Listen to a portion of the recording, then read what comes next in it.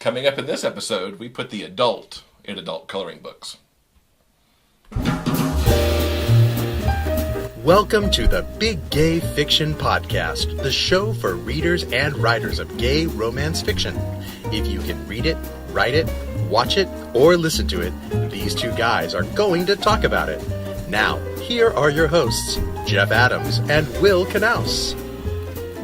Welcome to episode number 32 of Jeff and Will's Big Gay Fiction Podcast. I'm Jeff from JeffAdamsWrites.com. And I'm Will from WillKnaus.com. So how's it going this week? It's going very, very well. Now, you predicted before we started that this is going to be a weird episode. Now, you're putting me on the spot. I am. What if we don't deliver and it's a really boring episode? Well, then people will know that we predicted one thing and came up with another one. I don't know. I'm in a weird mood right now. So, okay. Are you in a weird mood? I don't think so. You don't think Doesn't so? feel like a weird mood. It just feels like a typical, Sunday morning record session with my husband. Yes. Shall we get to our weekly recap? We can. Tell us, Jeff, about all the amazing writing things you've done this week. It's been pretty good. Because there've been a lot. It's pretty good. Done some momentous stuff.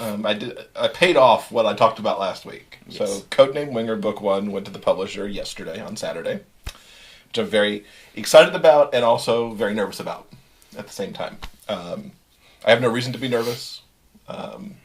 Yes, it's different than anything I've tried to write before, but all the early feedback from the betas has been that it's good. A couple of them said it was the best thing that I have written. So, I don't know. Cool. We'll see what the publisher thinks. Yes, we shall. Fingers crossed. Yeah. I also got the first draft of the Mackinac story done yesterday, which is good. My writing group gave me some feedback on the first two chapters, and that was positive. Had some things for me to make adjustments to. It's beneficial because one of my group is actually from Michigan, lives in Michigan, has been to Mackinac Island, knows the island. He felt he was put there, which was good, and people who had not been there had their sense of place. And people who had not seen Somewhere in Time, and how is that possible? But people, I had never seen it before you showed it to me. That's true. You had not. Ago. So you're right. That does happen. But it's possible. There was one person who had not seen the film and had not even heard of the film, but felt like he got enough from what I said about it that he didn't have to go. Oh, well, what is that? That there were enough, clues put in to lead the way. Cool. So now you are going through an editing pass. Yes, I will edit once while I'm gone next week in LA, and then you and I can talk about if you want it before or after I make the paper pass on it. Okay. Now, has anyone come up with a suggestion for a title of this particular story? No. Okay. This is a weird one because usually I come up with titles pretty quickly, and I don't have a title for this yet. Okay. At least one that's not cheesy sounding that I refuse to go with. So maybe something will strike me while I'm editing next week. Okay. Because I've even got like a partial blurb done and I don't have a title, which is weird. Okay. So next up, plotting for like what the next 3 books are that are on the schedule to deal with. Because I haven't quite decided which one should get written first. So I'm going to plot Winger number 2. The first book of our collaboration that we're going to do, as well as the spin-off for Hat Trick 3. Okay. And piece all those together, and then you and I will talk and kind of figure out how we want to go forward, if it's with our book or if I should do one of mine first. Okay. So there you go. Cool. That's my writing week in a recap. Cool. Yeah. Do you want to apologize to some of our viewers and listeners for last week's minor kerfuffle? The kerfuffle.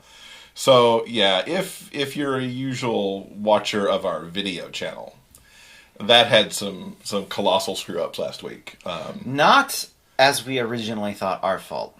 Well, we don't think it's our fault. I still don't think it's our fault. I think technology kind of backfired. To give the quick story, the iMovie on the Mac that I used to edit the video feed upgraded out of the blue. And that appears to have caused some issues with YouTube, and I say that because I went back to our laptop, which still had the older version on it, recut the video, and it uploaded fine. And in the meantime, I communicated with YouTube and communicated with Apple, going, "What the hell, people? YouTube said they fixed some stuff, which I did see fixed, because the older videos that I had put up that I had locked up so that our viewers wouldn't stumble on them while they were being screwed up, actually cleared processing. All this stuff happened. So thank you, YouTube, for actually responding, and Apple for responding. Please don't screw it up again, because that's not the kind of thing I want to deal with on a Monday morning, figuring out that the video didn't quite process, and what the hell's up with that? So, yes, we apologize to any of our subscribers on the YouTube channel for hanging with us. It wasn't entirely our fault. We eventually got our act together. Yeah, by Tuesday the video was regular, and we stopped swapping stuff out and being confused. It's all fine now. It's all good. It's all good. Hopefully this episode goes up with no problem. Yeah. Yeah. So I'm in the midst of a cool book. Cool book, you say? Cool book. Okay. Tell me more. It's called Jasmoon by a first-time novelist by the name of Joe Okonkwo. Hopefully, Joe, I pronounced your name right. I did my best. Yeah. The book is set in 1920s, and it splits between Harlem and Paris. Mm-hmm. And it's the story of an aspiring poet named Ben. He's a young African-American who's been trying to ignore that thing that has been in his life, but he discovers he can't really ignore that anymore when he meets this trumpeter by the name of Babyback Johnston. And they take off on what I would call a tumultuous affair as they go from Harlem to Paris and try to make a life in Paris. It is a tumultuous romance between the two, as I said, to put it to not put it lightly. But the book it's so rich in its place. I mean, Joe manages to write so you feel this jazz and you feel the buzz of Harlem in that era. He does a great job of capturing race relations of the time, both in the States and in Paris, where things were very much different for African Americans, and I guess blacks of all kinds had a much different experience in Paris than they would have in the U.S. at the time. Mm-hmm. This book comes out on May 31st from Kensington. It's currently available for pre-order. It's an ebook and I believe paperback. It's either paperback or hardback. And there will be an audiobook also narrated by Sean Crisden, who, of course, is a familiar name to many of our MM romance readers out there. Joe will be on the podcast, I believe, in July, late June, early July. And I'm looking forward to talking to him about this book. He has previously done short stories and poetry. It's very clear that he's a good poet because there's segments of Ben's poetry in this book that are obviously Joe's. So it's been a great book to read, and I'm so glad he reached out with the book so that we could get an early look at it. Cool. And I'll talk more about it when I'm done. I'll probably finish it while I'm traveling this next week. Okay. I see it being finished on one of the plane rides because I'm only about 100 pages from the end. So we do have some sad news to report this week. It came out that QUEERCentric Books will be ceasing on May 31st, which we are sad to see go. They were a little something different out in the MM romance blogsphere, with them attempting to be sort of a book bub, putting out email messages every Wednesday for what the bargain books were, things that were on sale. It was a good service. The review blog was great. They were very good to me, I have to say, for Hat Trick and some of my other works. And they brought a slightly different spin to it because, as we talked about just last week, they were introducing video reviews on the site rather recently. So we're sad to see them go. We hope this isn't some trend that's going to shake the blog sphere out there. But thanks for hanging around for about a year, would you say? A year or more, at least. Year or more? Probably. And we wish all of those folks well and hope their reviewers all find a good place to land. Mm-hmm. Cool. Awesome. Do you want to... here, let me talk about something for a minute. Last week I forgot to mention that Colton Haynes came out of the closet. Colton Haynes is an actor here in the U.S., for those of you who are listening from abroad.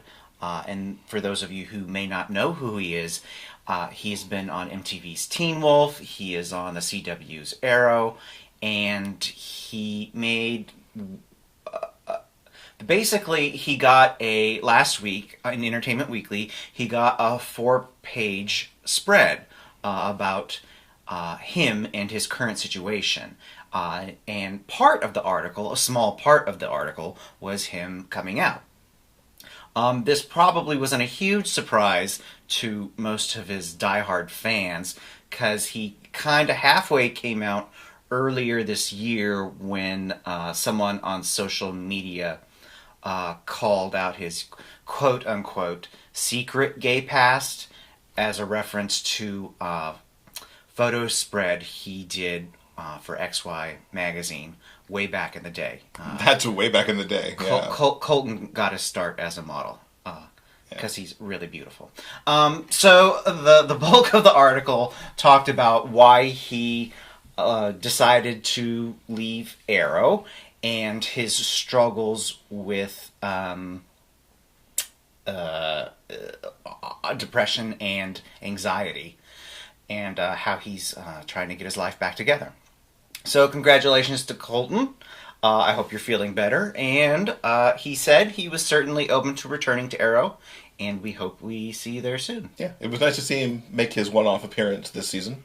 And Yeah. hopefully he will find his way back to the Arrowverse. Yes. Speaking of superheroes, you also have... Speaking of superheroes, in this week's edition of Entertainment Weekly, they have a short article about gays and the current superhero Hollywood climate. Now, this is what I would probably call one of Entertainment Weekly's zero articles, meaning there's no actual content. Entertainment Weekly is really, really good at this, especially when they cover Hollywood blockbusters. Usually they'll get some sort of an exclusive for a summer blockbuster, and there will be an 8-page spread about this movie, or maybe, a TV show or something. So they have an exclusive, but they're, they have a confidentiality agreement. They can't spoil anything. So the article is actually not about anything. And they're really good at that. This is one of those.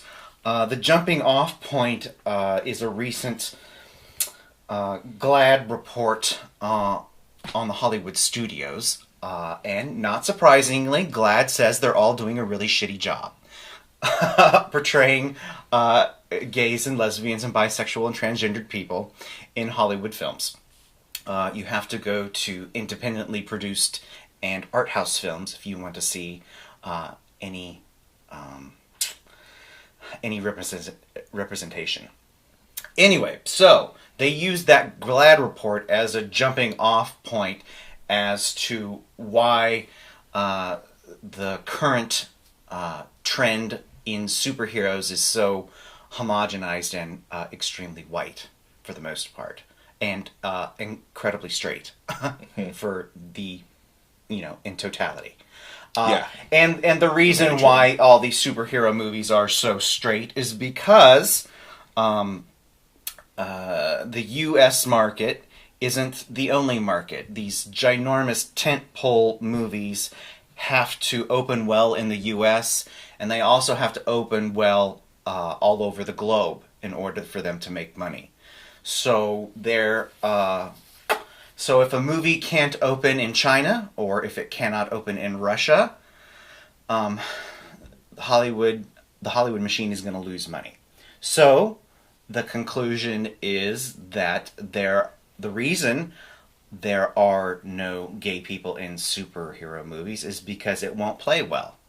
And it's never going to play well, so don't expect it ever. That was the conclusion. So, but they also talked to the king of the CW and the king of television superheroes, Greg Berlanti. He has 4 superhero shows on television, and they do, in minor ways, represent certain members of the LGBTQ community. Mm-hmm. Let's see. Counting them down, Greg's shows include Supergirl. Is there anyone gay on Supergirl? I don't think there actually is. I don't know why I started off with that one. That's completely disproving the point I'm trying to make. No, there isn't. I think there have been one-off characters that have blown through. I don't think they've shied away from gay. They don't have a gay principle at all. There is on... Well, Legends has Sarah. Yes. Who is bi. Almost assuredly bi, because she's been with the Nessa from the League, but also in love with Ollie. You've got on Arrow, where she used to be, Arrow does have Felicity's computer tech genius and his husband. Yeah. Curtis and his husband. And his husband. And Flash has the captain, who got married on the show last year, and his husband. Yes. So those shows don't shy away from it. Now, granted, Sarah Lance is the only principal in those shows, but Curtis shows up pretty often in Arrow, and the captain shows up fairly regular in Flash. And Curtis and his husband show up a lot in Arrow, because his husband was none too pleased that he was running around with the Green Arrow a couple weeks ago, helping out and getting all in danger, while he was sick. That was a cute episode with them. That one. So, there you go. State of superhero televisions in the U.S. Now, I have not read that article. Did Greg talk about how his shows play overseas, or do they play overseas? He did not talk about that, no. Because I'd be curious how those play out, you know. He did think, in his opinion, and I tend to agree with him, is that television being a different medium, they have 22 or 24 hours worth of storytelling over the course of a season, whereas a movie has 2.5 hours.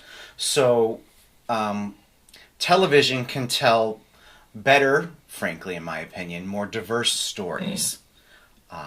And that's what he's able to do on his programs. So, yeah. Yeah. And speaking of TV... Speaking of... We'll just keep going. Yeah, let's do that. It's a big week for TV announcements. For renewals and cancellations this past week, as well as the next 2 weeks, as the major TV networks unveil their fall schedules. We've been following quite a few on this show, so it was awesome to see that Real O'Neals got picked up for season 2. Yay! And Supergirl did get a pickup and will be moving to the CW. Yes, which is not a huge surprise. So we look forward to seeing. There's already been a ton of articles about what that means to that show. Not both in terms of its budget and how many of the cast members will be going. Calista Flockhart, you have to go. Love you on that show. Because I'm telling you that because I'm so sure you listen to our show to even know that I care. But also what it means in smashing that show into the Arrowverse, since it is a distinctly different Earth that's already been set up and the Flash crossed over this year. Looking forward to that. Canceled. Not a surprise. Agent Carter got axed. And I'm sad about that. It was a weird show. Not always enjoyable, but on the whole, I especially liked season 2. So, the Muppets. Yes. The Muppets got axed, which I was really sad about, because I thought that was a laugh out loud show for me. And I really thought they were doing pretty well. I mean, I do read the ratings. Apparently I didn't catch how badly they were actually doing to get the axe, but I was sad to see them go. And telenovela also got the axe. Which I think upset you more than me, because I was always kind of on telenovela. I like that show. I thought it was funny. I was glad that Superstore got picked up, though. Yes, that's because that was a hoot. And it was officially announced by the CW that Riverdale, the Archie live-action show, is getting picked up to go to series. So, some sadness, but overall some goodness. I would have been more upset if the Real O'Neals had landed on that cancellation list. Yeah, and Supergirl too. I think Supergirl moving to the CW means it'll get a lot more ability to do some cool stuff out from under the bigger CBS umbrella, where you've got to perform in a certain way all the time. Yeah. Also on TV this week, we haven't talked about Dancing with the Stars or The Voice in a while to get that little break, but this week's Dancing with the Stars in particular was just amazing. Niall kind of ruled that show this week with 2 of the dances that he did. He did a paso doble early in the show with his partner, Sharna? Peta. Peta. Sorry, Sharna. Sorry, Peta. Niall and Peta did a paso doble, and there was an 8 count in it where he danced silent with 4 other male guys who were in the troupe. It was truly stunning for the music to fall away and for them to do their thing with no music, with the idea being that it was a chance for not only some more dancers on the show to see what it's like to dance in his world where he hears no music, but also for the audience to get a little glimpse into that. And I thought that was really cool and nice to see. And then they also did a dance later with Keo and Jodie Sweetin, and got together for an Argentine tango, in which, for the first time ever on Dancing with the Stars, the guys paired up and the girls paired up. And just last season it was that there was a big kerfuffle when they had some musical guest on. I don't even remember who it was now, who wanted to do some male-male, girl-girl pairings. And ABC said, oh no, can't do that, not here, not going to happen. And now, this season, they had to change of heart and they got to do that bit of dance. So really an extraordinary week there. Good stuff all around. Yeah. I think Niall has been the standout all season long, and sort of been pegged as the obvious one to beat as the winner. But the thing is that everyone else in the cast is actually improving week after week, and they're all peaking at the correct time. Mm-hmm. So I don't honestly think he is necessarily a shoo-in. Everyone else who's left is actually really damn good, and people seem to like them. They're getting votes as well.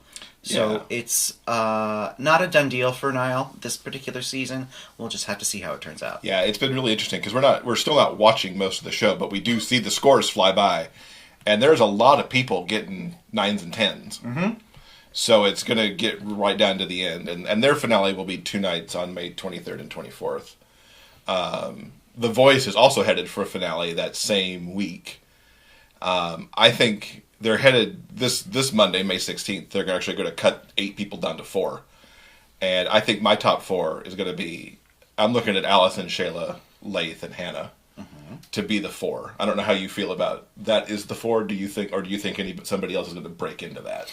Well, I think in the same way as dancing, I think in this particular instance, everyone in the top 8 is really good, and they all have their own unique strengths that play well to the audience. It's really just about song choice as they're in the final stretch heading towards the finale.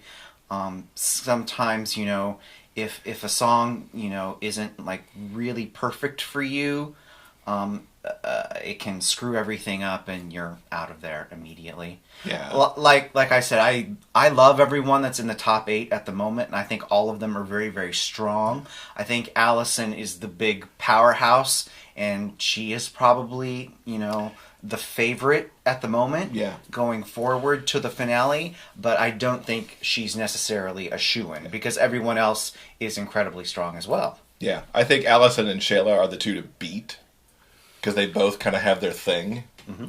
But you look at the save that went down last week, and the gap between who stayed and who went home, I think they said it was like 100 or so votes. Yes. So it's teeny tiny margins on that show right now. Yeah. So we watched the delightful movie last night, Inside Out. We finally caught up on that. I found it tremendously sad. Just the whole thing. I mean, there were funny moments. It wasn't sad. I think you totally misinterpreted the whole thing. I might have, but when sadness was going around, being able to just turn happy memories to sad, it's like, wait a minute, we're going to depress this child. Stop it. No, that's not it at all. That's not what it's about. Oh, God. It was about joy and sadness living together. I mean, up until that point, Joy was like leading the charge and making sure, what was her name? The little girl's name? I can't remember now. Riley. Yeah. It was about making sure Riley was happy all the time. And that's not realistic. That's stupid. That doesn't work. No. And so it was about joy and sadness living in harmony and realizing that you need both to have a balanced and fulfilling life. And I might have just taken it too hard the wrong way. And sadness definitely has its place. Yes. And that's what sadness did. She acknowledged that, you know what, it's okay to be sad sometimes. And that's what it was about. It was a very clever and cool movie. A good way to look at the inside of the brain. It was really, really, I love it. Yeah, I enjoyed it quite a lot too. Yeah. I did find it sad, but, maybe my sad button was just getting pushed more. Maybe it was. I don't know. All right. So with that, we're going to turn things over to Brandilyn from Prison Book Alliance for some recommendations for this week. So we welcome Brandilyn from Prison Book Alliance to the podcast today. Welcome. Thanks for being here. Thank you for having me.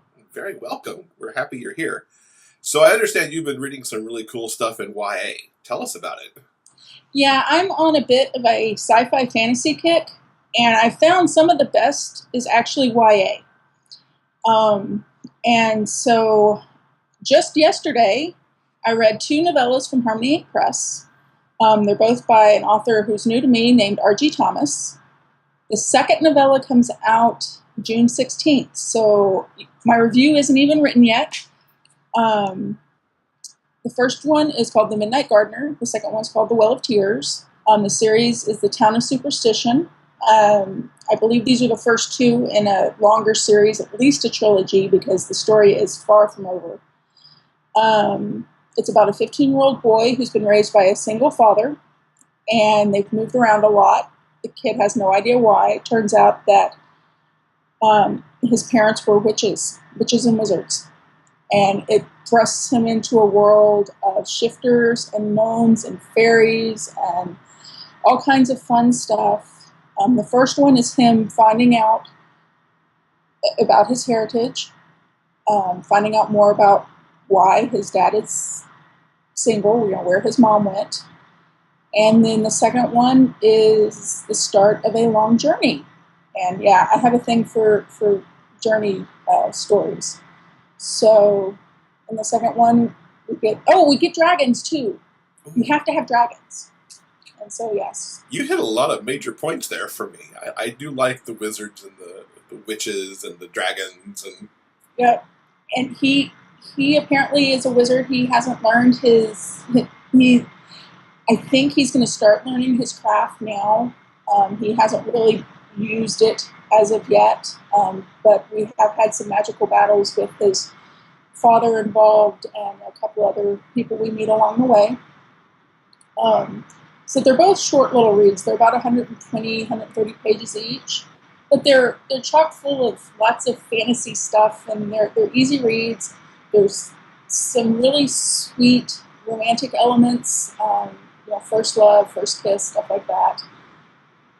It is interspecies. I keep saying, you think I was my 8-year-old. Anyway, there's some interspecies species because one of the love interests is a garden gnome. And apparently the adults do wear those pointy hats, but the other one doesn't. The kid doesn't. And so, yeah, it's a lot of fun. I'm looking forward to the next one. Of course, we got to get the second one out first. The first one came out in November, and it's up on Goodreads. Okay. The Midnight Gardener is the first one, by R.G. Thomas. And the second one is The Well of Tears, which is up for pre-order on Harmony. If you haven't seen Harmony Ink Press's new website, it's kind of spooky. And we thank you so much for being here. We will see you again in a few weeks. Yep, absolutely. Thank you to Brandilyn for stopping by and giving us her book recommendations. Those all sound really good. Yeah. Okay. I'm adding that series to my list. Oh, cool. Okay. Yeah. Awesome. It's got dragons. Come on. Okay. Coming up next, you actually spoke to the guy behind the Gay Sex Positions coloring book. Yes. He tracked us down a few weeks ago now. We've had the coloring book. In fact, as the interview plays, if you're on the video watching, you'll see examples of Will's coloring as we go through the interview because we couldn't quite get a video connection going with Justin. We were talking to him. He's in Puerto Vallarta. So, lucky bastard. Lucky guy. He could just look out and see the Love Boat go by. Indeed. Since I so often went to Puerto Vallarta on that show. And since we couldn't get a video connection going, we decided to show some of your coloring. Okay. And cool. Yeah, so there's modesty panels placed appropriately so that YouTube doesn't get, completely pissed off with us. And you'll see his coloring. We'll talk about the book. We also talked about the Pride coloring book that's coming up that he's putting out that has the GoFundMe behind it. Yeah, cool. So let's go to that interview. So today I get to welcome Justin Syde to the podcast. He is the creator of the Gay Sex Positions coloring book and the upcoming Pride coloring book. Welcome to the show, Justin. Thanks. I'm happy to be here. What was your inspiration behind creating the initial gay sex positions coloring book? The inspiration came from, I have the complete works of the Physique Pictorial magazine from like the 50s and 60s. And in there are a bunch of drawings of Tom and Finland and that sort of thing. And I guess I was looking on Amazon and I noticed the adult coloring books, and I saw I don't know how I put it together, but I ended up I was like, oh, there should be a coloring book for gays of this. And then that wasn't the original idea. Evolved into gay sex positions. Nice. So, do you have a timeline on the other two? Yeah, I want to have them both by the end of the summer. So maybe volume 2 will be maybe around July, and the one, say, September-ish. Okay. Tentatively. Okay, we'll try to get our volume 1 fully colored in before you get volume 2 done. Oh, awesome, for sure. How are you liking it? It's great. I mean, it's not often you find a coloring book like this at all. I think you certainly hit it. That's true. Right there. Yeah. That was the plan. Did you do much coloring yourself before you got into making the coloring book? No, not at all. I actually had to go buy the watercolors that I used for the cover. Oh, so this is your original cover then, too? That you did. Oh, yeah, for sure. I love it. Nice. Yeah. I was working on one last night, and I'm going to upload a new colored-in image onto the Twitter, and I can probably do Facebook on this one because there's no nudity. Oh, right. We've had to be careful what we show on our video feed so that YouTube doesn't get mad at us. Right. I've been carefully placing lighters and water bottle caps onto the images before I upload them onto Facebook as kind of a way to censor. Was there any hesitation on Amazon's part to take it? No. When I researched, there was like a couple. I did there's a Madonna sex book. Okay, Madonna sex books there, and then there are some straight erotic coloring books as well. There's like a fetish one, artistic nudity and stuff. They seem to be fine with, and they are I'm on Amazon now.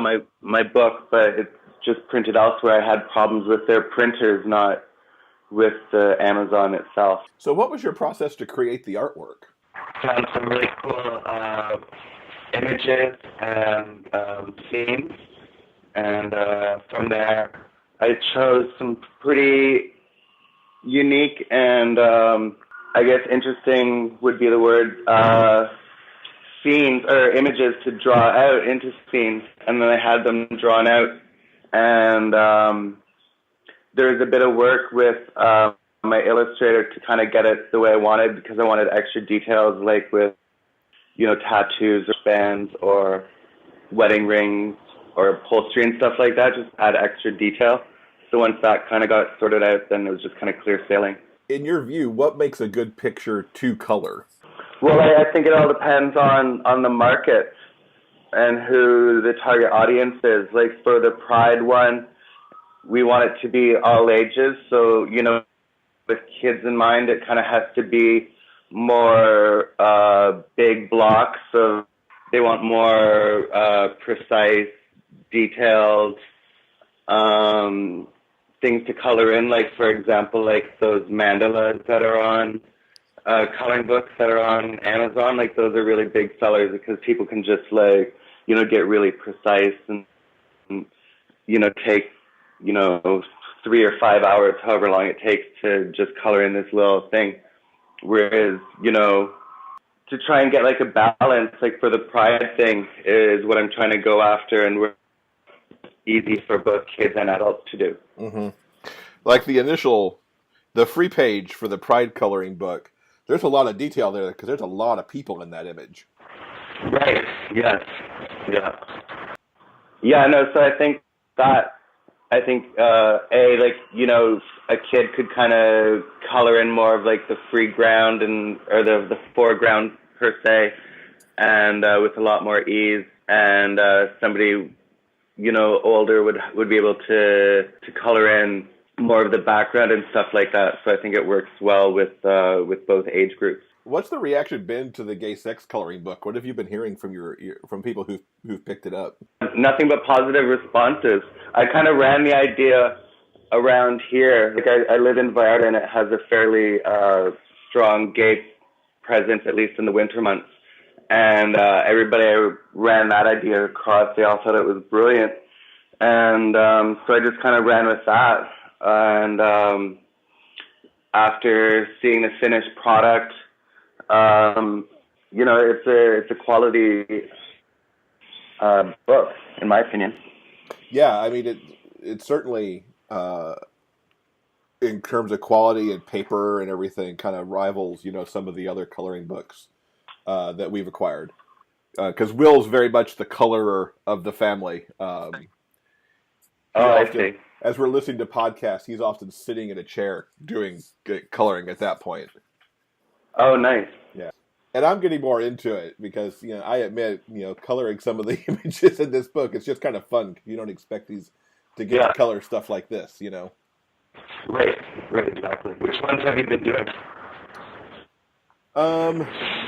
I've been mostly coloring towards the back of the book. Oh, okay. So the more hardcore stuff. Yeah. It's interesting to find the right crayons to get the different skin tones so that not everybody's looking exactly the same. Right, yeah. Well, some of my people look like they're from the movie Avatar. It's like, oh, let's make this guy blue. I noticed that in one of the promotional images that I saw somewhere, that there was the Avatar looking guy. Yeah. Why not? Absolutely. So tell us about the upcoming Pride coloring book, and I know you've got a GoFundMe campaign there too. So let's talk about that. Yeah, for sure. So the Pride coloring book is essentially going to be like a celebration of gay pride marches, where people who purchase some of the packages from the GoFundMe page can actually have their photo drawn out and included in the book. So it's going to be a totally interactive coloring book, which I don't think has been done before, kind of immortalizing their involvement in the gay pride marches and the gay pride community. Do you have a cap on the GoFundMe for how many images you'll take from people? Yeah, there's 75 in total. And then how many more do you add to that to complete the book? Or if you get all 75, is that the entire book? Yeah, that would be the entire book, which is pretty big for a coloring book. Yeah, I was going to say, I haven't counted the pages in the gay sex book, but I don't think that's 75 pages in here, is it? There's 23 images, and then it's double-sided, so I think there's 48 when you include the title page. So 75 images, you're looking at 150 pages. That'll be an impressive book. How long does the GoFundMe run for? It's a month, and we're a week into it. So it runs through May? Yeah, till the end of May. Having a book launch here in Puerto Vallarta during Puerto Vallarta Gay Pride, which is the 19th to the 16th to the 29th, I believe, of May. And I'm not 100% sure of the date, but we're going to be having a book launch for the Pride thing during Pride here. And there's going to be some sort of coloring contest where we'll have, again, I'm not sure of all the details, but we're going to have some of the pages from the book available to be colored in during the event, and we'll announce the winner, and somebody will win something from the book. Maybe the hardcover, probably, I would say. That's exciting. So that's kind of cool. Yeah, definitely. Where can people find information on that as it comes together? I'll be posting it on my blog, erotica.com, and also on the Facebook page for Pride, a coloring book. I'll be creating an event for the book launch once all the details have nailed down. Excellent. We'll link up to those in the show notes for this episode so that if people are in the area or want to take a travel, they can do so, because this episode will actually be out the week of May 16th. Oh, perfect. Yeah, definitely. The Pride here, it's coming along. We've got a little parade, and anybody that's in support of it knows there's a really strong gay club or gay community, and all the clubs are going to be having various events. Are you planning other coloring books once you get the Pride one done and the other 2 volumes of the gay sex positions? Yeah, I'm working on not gay per se, but along the same line, like sex position. And I want to do, I'm actually working on some other ones that are like architecture and like flowers and plants and that sort of thing. Different types of stuff, but I see a lot of interest in the adult coloring books. Yeah, I mean, the adult coloring books are so hot right now. We've heard about it on some of the other podcasts that we listen to, and certainly just you walk into bookstores, grocery stores, drugstores, arts and crafts, and those coloring books are just everywhere now. Yeah, so it's something that I kind of want to get in on. It's a lot of fun, and it kind of keeps me down here a little longer. So you mentioned at the beginning of our talk that you didn't color much yourself as you were getting into the coloring books. Do you find yourself coloring more now? Yeah, definitely. Well, I use my watercolors, but yeah, I enjoy it. It's a great way just to kind of, click off the brain and not have to worry about or think about anything, and just, focus on keeping the color in the line. And it's got to be a challenge with watercolor, I would imagine, especially on some of the detail work. Yeah, it is.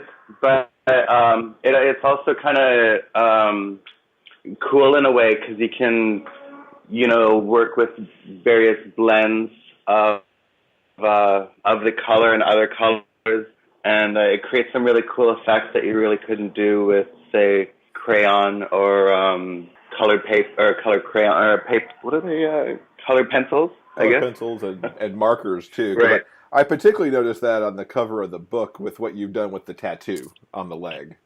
Yeah, that was kind of mingy. That didn't turn out so well. But I don't think I actually like it, and I don't think I could have done anything near that with crayon or markers or anything. I think that's distinctly watercolor. Yeah.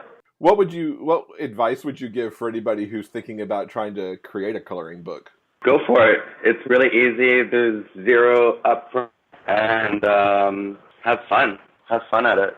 Well, is there anything else you would like people to know before we wrap up? I just wanted to say I really appreciate you guys taking the time to help promote my book. Our pleasure. We're glad you reached out to us, because I don't know that we would have found you otherwise. Oh, yeah. Okay, awesome. That's the power of Twitter, I guess. Absolutely. All right. Well, Justin, thank you so much for being with us. All right. Thanks for having me, Jeff. All right, thanks, Justin, for that great interview. We'll have links to the coloring book, where to buy the coloring book, and where to get to the GoFundMe if you want to get in on the Pride coloring book, and perhaps submitting some of your own photos to get transformed into coloring pages. Cool. Yeah. How long is that GoFundMe running again? The GoFundMe runs through the end of May. Cool. Yeah, okay. And then if you happen to be in Puerto Vallarta, as he mentioned, they're looking at doing a book launch event for that during Pride down there. Fun. Including a coloring contest. So, hey. Hot damn, let's go to Puerto Vallarta and color. Right? That sounds awesome. Because I would totally do that. Why not go down there in June? So, yeah. So, we'll keep you posted on how the GoFundMe goes. Yeah. As well. And then, maybe have Justin back to talk about the Pride coloring book when it finally comes out. Oh, that'd be cool. Yeah. Because we've never had anybody back who has done a GoFundMe. Mm-hmm. And just kind of find out how that goes, because that could be interesting for some of our listeners, too, to hear from somebody who's actually executed one of those. Yeah. Okay, so everyone go support Justin and this awesome new project. Because I obviously loved the gay sex coloring book, so I think this Pride one is going to be a winner, too. Yeah, and I like that they're expanding to let younger audiences color. Because obviously, your 10-year-old's not going to be coloring in the gay sex coloring book. At least we hope not. It's a little inappropriate. Anyway, So I think that does it for this week. Yeah. Yeah. So next week we're excited because Charlie David is going to be with us for episode 33. Now, Charlie, as you may know him from movies or TV. He's been on the travel series Bump as the host. He's been on Dante's Cove from many years ago. Also movies like Mulligan's and Judas Kiss and that other movie I'm blanking on the name of it right now. Yeah, I don't know which one you're thinking of. And other movies that I actually get right in his intro next week because we've already recorded that interview. Yeah. He's here specifically to talk about the re-release of the novelization of Mulligan's. Yeah. Which comes out from Dream Center Press on the 25th. Cool. So yeah, we're excited to have him here next week. And we want to encourage all of you out there to please leave a review on your favorite podcast source or on YouTube. And we would love to hear your book recommendations too. We have all these other folks now coming to visit to give us book recommendations. Let us know what you recommend and leave your comments for that on the episode 32 page on our website at biggayfictionpodcast.com. Awesome. You got all that in there. In one breath, practically, too. Practically a single breath. You're a pro, baby. I don't know about that. You're a pro. So anyway, we hope all of you have a great week, and we're going to go take our silliness elsewhere now. Bye, guys. Bye. Thank you for listening to Jeff and Will's Big Gay Fiction Podcast. For detailed show notes, go to biggayfictionpodcast.com.